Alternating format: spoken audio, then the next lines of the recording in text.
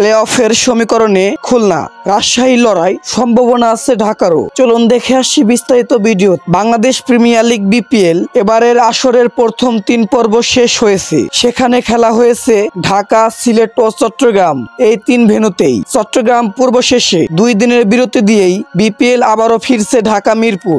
ঢাকা ও সিলেটে অপরাজিত থাকা রংপুর রাইডার চট্টগ্রামে এসে আসরের প্রথম হারের স্বাদ পেয়েছে। তারপরও পয়েন্ট টেবিলের শীর্ষ স্থানটি ধরে রেখেছে রংপুর। অন্যদিকে ঘরের বাইরে 2 ম্যাচ জেতা সিলেট স্ট্রাইকার্স চট্টগ্রাম পূর্বে ছিল জয়হীন। তাতে পয়েন্ট টেবিলে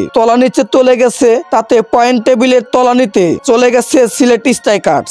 গ্রুপ পর্বে আর 10 ম্যাচ বাকি থাকলেও সেরা 4 নিশ্চিত হচ্ছে কেবলমাত্র একটি দলের, ফরচুন বরিশাল ও চিটাগাং কিংসের। প্লে অফের দৌড়ে একটা পথই এগিয়ে গিয়েছে, তবে বাকি একটা জায়গার জন্য বেশ লড়াই হবে অন্যান্য দলগুলোর মাঝে। প্রথম 8 ম্যাচে সব কয়টিতে জিতে প্রথম দল হিসেবে সেরা 4 নিশ্চিত করেছে রংপুর। 9 ম্যাচে এখনো তাদের জয় 8টিতে। শীর্ষ 2-এ থাকাও তাদের অনেকটাই নিশ্চিত বলা যায়। 8 ম্যাচে 6টিতে জিতেছে 12 পয়েন্ট নিয়ে। পয়েন্ট টেবিলে 2-এ আছেন ফরচুন বরিশাল। তামিম ইকবালরা আর একটি ম্যাচ জিতলেই সেরা 4-এ জায়গা করে নেবে। 9 ম্যাচে 5টিতে জয় পাওয়া চিটাগাং কিংস 10 পয়েন্ট নিয়ে পয়েন্ট টেবিলের 3 নম্বরে রয়েছে। একটি কিংবা 2টি ম্যাচ জিতলেই প্লে অফ খেলার নিশ্চিত মোহাম্মদ মিঠুনদের। 9 ম্যাচে 4টিতে জিতে 8 পয়েন্ট নিয়ে 4 নম্বরে আছে খুলনা। শেষ 3 ম্যাচ সব কয়টিতে জিতলে তাদের সেরা 4-এর খেলা নিশ্চিত, তবে 2টি জিতলেই সুযোগ থাকবে।